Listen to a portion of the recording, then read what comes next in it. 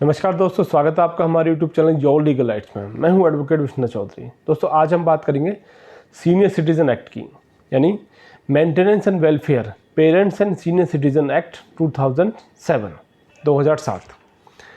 एक मुकदमा भी इससे रिलेटेड हमारे पास है। कुछ फैक्ट्स भी इसके आपके सामने रखेंगे कि कौन लोग इसको फाइल कर सकते हैं, किससे खिलाफ कर सकते हैं। बेसिकली जो शब्द हैं पेरेंट्स एंड सीनियर सिटीज़न जो है, उससे ही क्लियर है कि ये जो एक्ट है ये माँ बाप और बुज़ुर्गों के लिए बनाया गया है।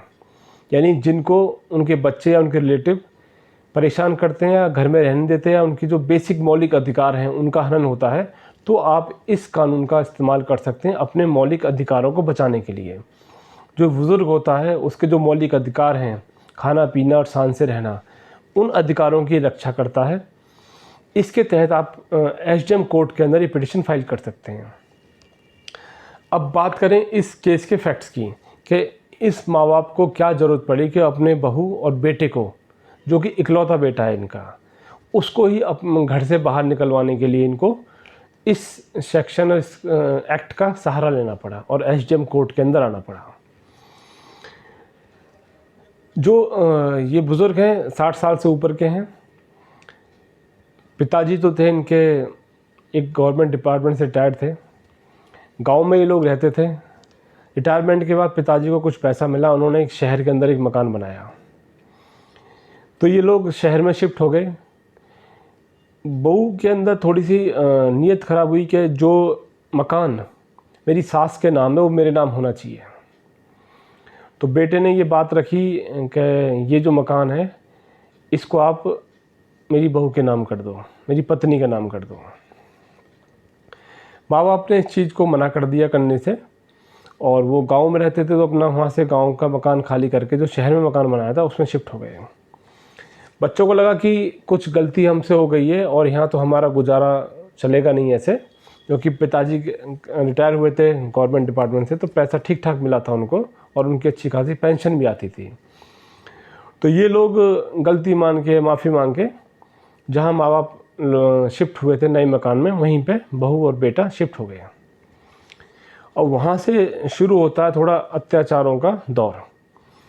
पिताजी और माताजी के साथ बदतमीजियाँ वहाँ शुरू हो जाती हैं। जो लड़की पक्ष के लोग हैं वो भी आके वहाँ लड़ाई झगड़ा, मारपीट, इस तरह की घटनाएं घटने लग गई। ज़्यादा घटना जब घट गई तो माँ बाप ने ही मकान छोड़ दिया, क्योंकि माँ बाप के साथ लड़की पक्ष ने आके हाथापाई कर दी थी, उनके काफ़ी चोट भी आई थी। किसी भी बात का मुद्दा बना के उन्होंने घर पर लड़ाई झगड़ा करवा दिया और माँ बाप को पीट के घर से बाहर निकाल दिया। उसके बाद जो माँ बाप हैं अपनी बेटियों के पास चले गए और फिर उन्होंने एक पिटिशन फाइल की एसडीएम कोर्ट में। जब एसडीएम कोर्ट में ये मामला आया तो इसमें ज़्यादा समय नहीं लगता है।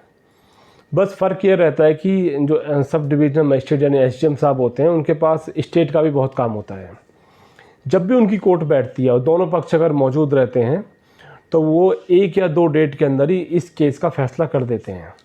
ऐसा नहीं है कि इसमें आपको 1 साल, 2 साल, 3 साल तक इसमें मुकदमे में आपको खींचना पड़ेगा। कोर्ट जिस दिन भी दोनों पक्ष बैठ गए आमने सामने, उनकी बात सुनने के बाद 1 या 2 डेट्स में, इसमें जो तारीखें वो भी बहुत छोटी पड़ती हैं, 10 दिन की, 15 दिन की। ऐसा नहीं है कि इस कोर्ट के अंदर आपकी कोई 4 महीने, 2 महीने, जो हमारे सिविल या क्रिमिनल कोर्ट्स होते हैं उनकी तरह इसमें तारीख नहीं पड़ती हैं। तारीख बहुत छोटी पड़ती हैं। जिस दिन भी एसडीएम की कोर्ट अगर बैठती है और दोनों पक्ष अगर मौजूद रहते हैं तो 2-4 तारीखों के अंदर इस केस में फैसला हो जाता है।